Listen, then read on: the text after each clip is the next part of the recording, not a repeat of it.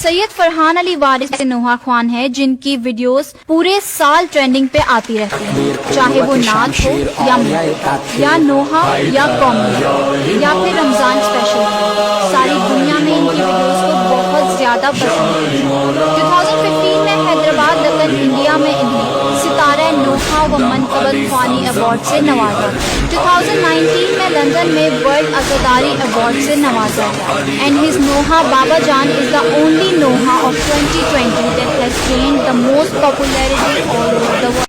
جس طرح عزاداری کو کمرشلائزڈ کیا جا رہا ہے، عین ممکن ہے کہ ہماری آنے والی نسلیں بیسٹ گریا ایوارڈ، بیسٹ سینہ زنی ایوارڈ، بیسٹ زنجیر زنی ایوارڈ اور بیسٹ نیاز ایوارڈ وغیرہ منعقد کیا کریں گی۔ آپ ذرا اس اداکار کا فیشن چیک کریں جو ماڈلنگ کی دنیا سے نوحہ خوان بن چکا ہے، جسے فرحان علی وارث کہتے ہیں، اور چاروں طرف ننگے سر اور نیم برہنہ جسم کے ساتھ نامحرموں میں بیٹھی ہوئی لڑکیاں مجلس و ماتم و نوحے کے سوگ اور عزا کی معرفت کی نشانی ہیں۔ کیا یہ اہل بیت کے غم کا منہ بولتا ثبوت ہیں؟ اور بازاری طریقے سے اناؤنسمنٹ اور تالیاں دیکھیں، اور اس ماڈل، اس اداکار فرحان کا جھک جھک کر ممنون و مشکور اور احسان مند ہونا، اور وہ بھی طاغوت و فحش اداکاروں کے سامنے، اور جھکنا دیکھیں۔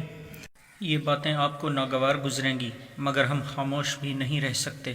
جب سے پاکستانی گلوکاروں نے نوحہ خوانایا ہے، تب سے نوحہ اپنے اصل معنی و مقصد سے دور ہو گیا ہے، اور نوحے کے نام پر پیسہ اور گلیمر کمانے کا ایسا کمپٹیشن ہونے لگا ہے کہ اب اسٹوڈیو میں جا کر نوحہ خوان، نوحہ خوانی کے سارے قاعدے قانون اور آداب بھول جاتے ہیں۔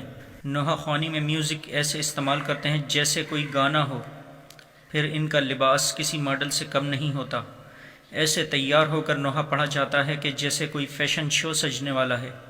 پھر افسوس صد افسوس کہ خواتین کا ان نوحہ خوانوں پر رشک کھانا۔ اس سے زیادہ مزید میں نہیں بول سکتا۔ یہ کیا ہو گیا ہے میری قوم کو؟ یہ میری قوم کہاں جا رہی ہے؟ کیا یہی طریقہ ہے مادر حسین علیہ السلام کو پرسہ دینے کا؟ کیا یہ وہی عزاداری ہے جو سیدہ سلام اللہ علیہا نے برپا کی تھی؟ کیا ہم وہی عزادار ہیں جس کے لیے سیدہ سلام اللہ علیہا نے دعا فرمائی تھی؟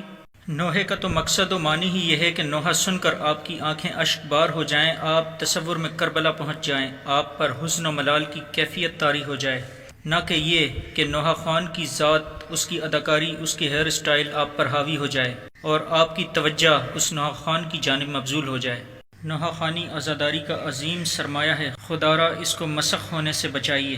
یاد رکھیں، اگر ذکر حسین کرنے والا مقصد حسین کے لیے کھڑا نہیں ہو سکتا تو وہ اس طرح ہے جیسے وہ مولا حسین کو حق پر تسلیم کرتا ہو لیکن یزید سے بھی مراسم رکھتا ہو۔